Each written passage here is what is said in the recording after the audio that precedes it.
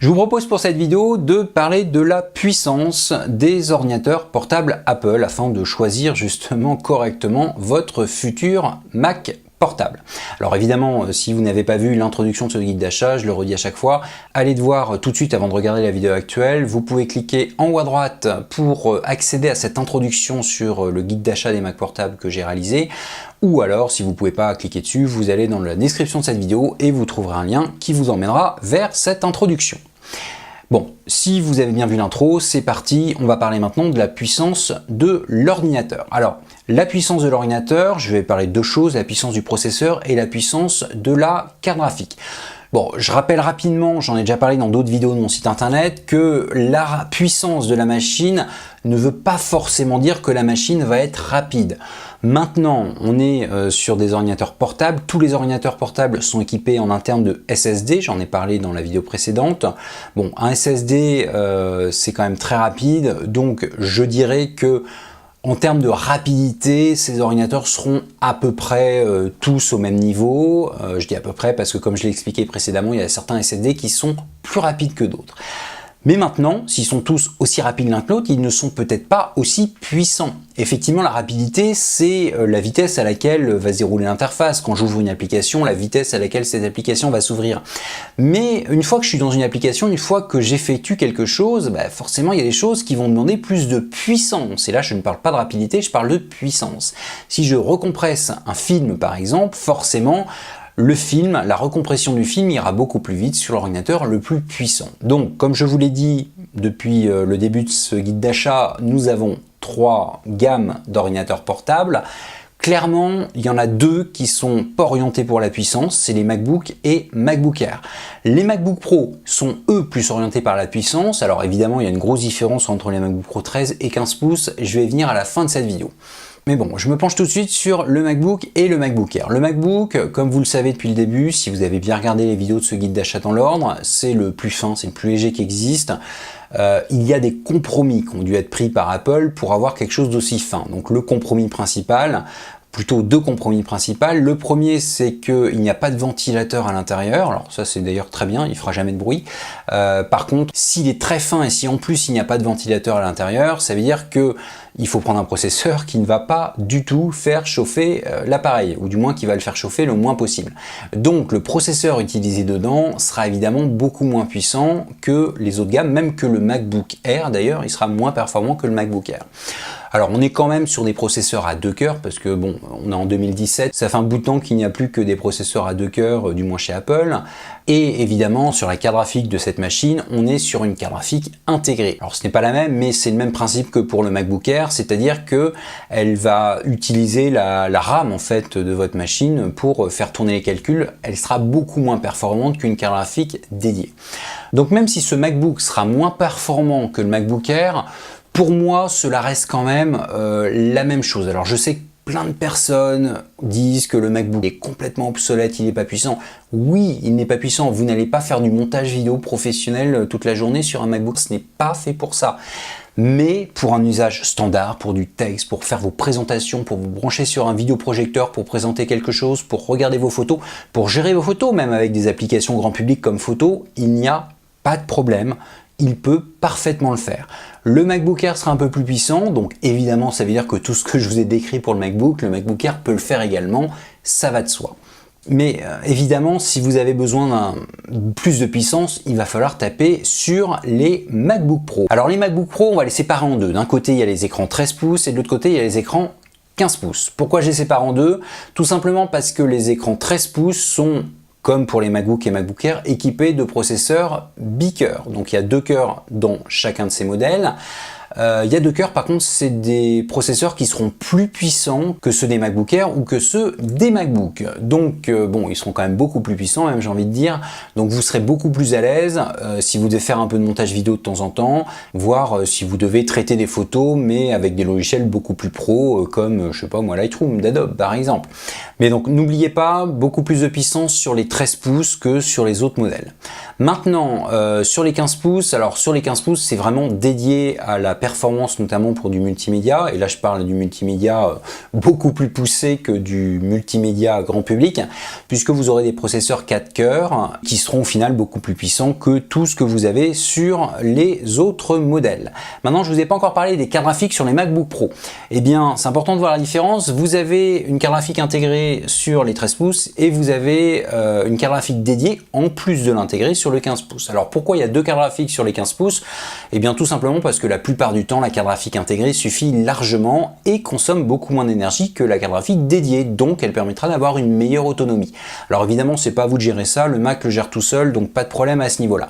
Mais du coup quand vous aurez besoin de plus de puissance, le Mac passera sur la carte graphique dédiée, donc l'autonomie évidemment en prendra un petit coup, mais c'est pas grave, vous pourrez faire ce dont vous avez besoin sans passer 5 heures.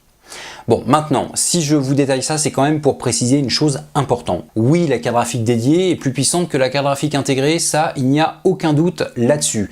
Mais, toujours pareil, qu'est-ce que vous allez faire avec? Pour un usage grand public et même légèrement poussé en multimédia, même les MacBook Pro 13 pouces suffisent. Bon, évidemment, ce sera plus rapide sur des 15 pouces, mais même moi, ça m'est arrivé assez souvent de faire du montage vidéo sur mon MacBook Pro 13 pouces, qui a donc une carte graphique intégrée et qui n'a que un processeur 8 cœurs, mais le que, évidemment, c'est ironique, ça suffit largement pour faire cela.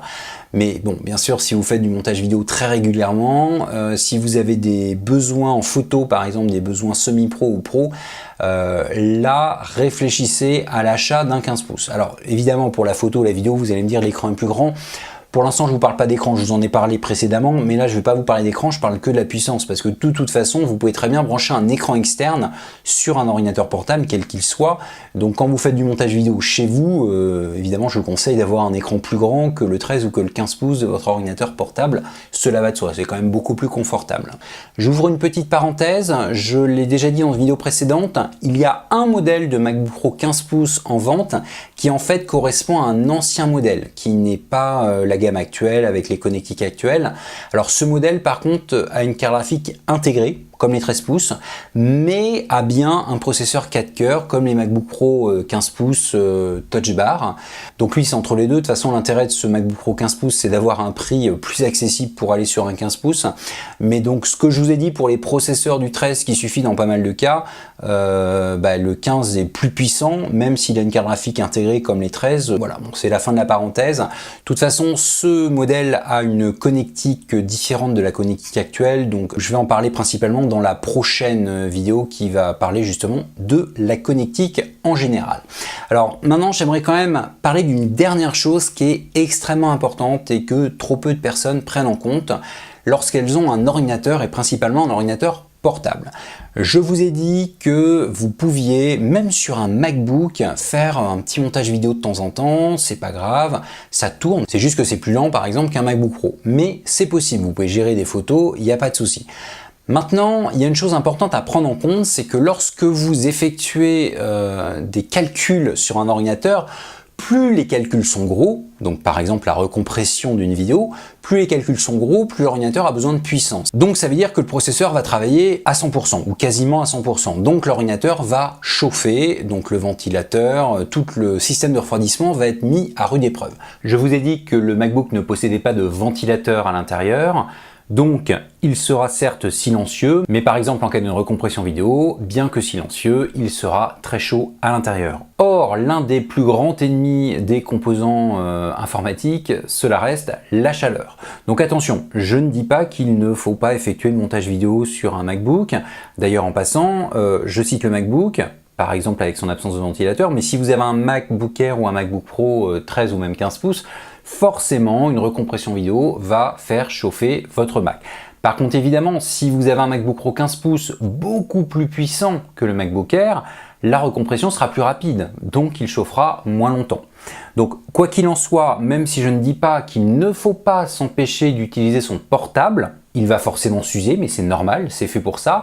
Il faut essayer de trouver un portable qui correspond à ses besoins. Si vous n'avez pas besoin d'avoir très souvent beaucoup de puissance, peu importe celui que vous allez choisir, mais effectivement, si régulièrement, et j'insiste sur le terme régulièrement, vous avez besoin de beaucoup de puissance, l'achat d'un MacBook et même d'un MacBook Air et dans une moindre mesure d'un MacBook Pro 13 pouces, je précise moindre mesure parce qu'au niveau processeur ils sont quand même beaucoup plus costauds que les MacBook Air et beaucoup plus que les MacBook, mais quoi qu'il en soit, l'achat d'un MacBook ou d'un MacBook Air, si vous avez besoin très souvent de beaucoup de puissance, n'est pas une bonne idée. La durée de vie de votre Mac va être extrêmement raccourcie.